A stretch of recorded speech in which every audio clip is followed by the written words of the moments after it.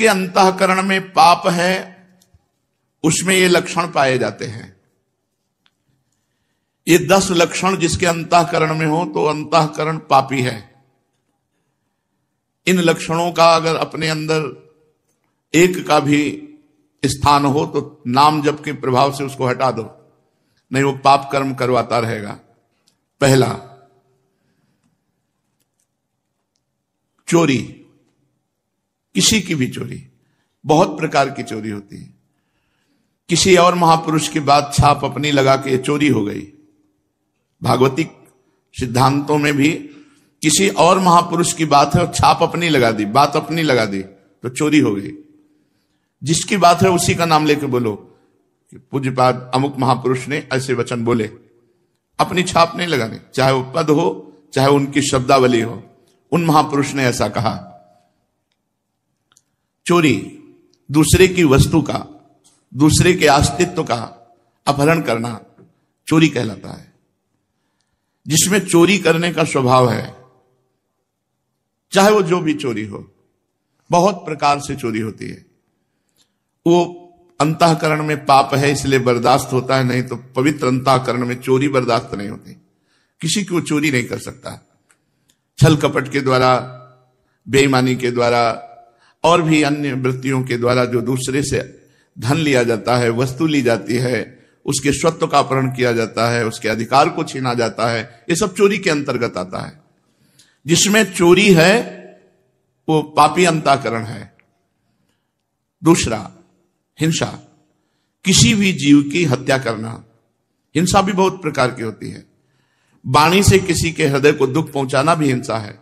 शरीर से किसी के शरीर को पीड़ा देना भी हिंसा है। आप खिलवाड़ में किसी जीव के साथ आप उसको बंद करके मनोरंजन कर रहे हैं और उसको प्राणों का भय लग रहा है, यह हिंसा के अंतर्गत ही आएगा। बंदर है, पक्षी है, कुत्ता है, ऐसे पशुओं को आप मनोरंजन में ही प्रताड़ित कर रहे हैं तो हिंसा के अंतर्गत आएगा। आप मांस खाते हैं लेकिन आप किसी जीव की हिंसा नहीं करते, पर हिंसा करने का पाप आपको लगेगा क्योंकि आप उस मांस को खाते हैं। ये जो लोग कहते हैं कि मछली में तो कोई ऐसा, भगवान ने मत्स्य अवतार धारण किया है। मत्स्य अवतार, मछली का अवतार भगवान ने धारण किया है। और जिनको ये लगता है कि अगर हम खाएंगे नहीं तो ये बढ़ जाएंगे, तो फिर नरक भी आपके लिए भगवान ने तैयार किया है, क्योंकि आप विनाश लीला के पार्षद बनेंगे तो विनाश आपका होगा, आपकी दुर्गति होगी। ये जिम्मेवारी भगवान की है, सृष्टि का सृजन करना, पालन करना और संहार करना। अरे भाई, ये भगवान की सृष्टि है, सृजन करना, पालन करना, लय करना, ये भगवान के ऊपर। आप मर्यादा से चलो, जो मनुष्य धर्म है उसका पालन करो, राक्षस धर्म को स्वीकार न करें। हिंसा, जिसके अंदर हिंसा वो पापी पुरुष है, उसका अंतःकरण पाप से युक्त है। चोरी, हिंसा और पराई स्त्री से व्यभिचार, ये पापी पुरुष का लक्षण है। जो माताओं बहनों को देखते ही भोग दृष्टि से देखता है, गंदी दृष्टि से देखता है, जो पराये शरीरों के साथ व्यभिचार प्रवृत्ति करता है, वो पापी हृदय है, वो अंतःकरण पाप में है।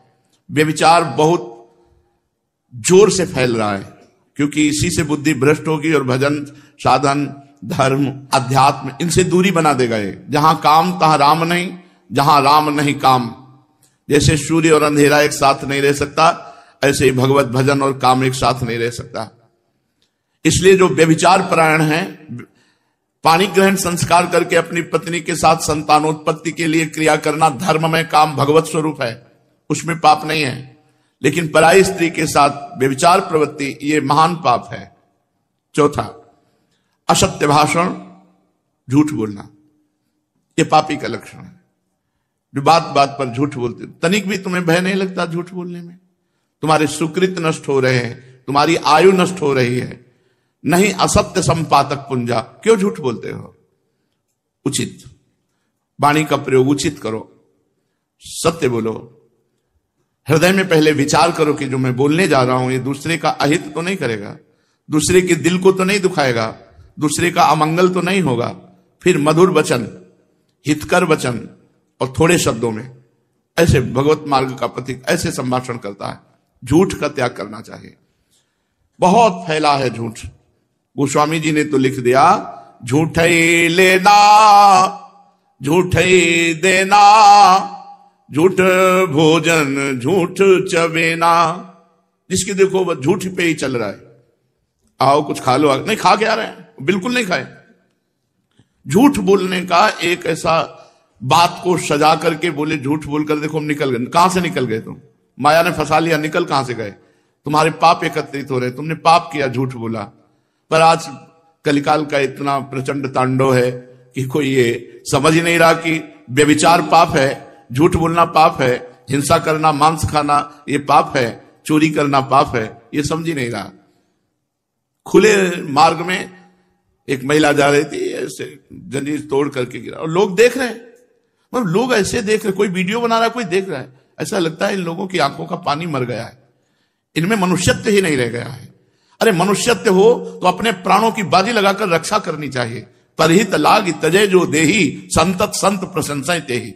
ये ऐसी कायरता, ऐसा पौरुषत्वहीनता आ रही है कि एक आदमी को 4 आदमी मिलकर के परेशान कर रहे हैं, कोई बोलने वाला नहीं, कोई बोलने वाला, और मनोरंजन और वीडियो बना लेंगे, उसको बचाने की चेष्टा नहीं की जाएगी। एक आदमी का एक्सीडेंट हुआ पड़ा है, आदमी कार से निकलता है, खिड़की खोली, वीडियो बनाया, चल दिया। ऐसी पशुता आती जा रही है, स्वार्थ वृत्ति आती जा रही है। क्यों? क्योंकि पाप हृदय में विराजमान है।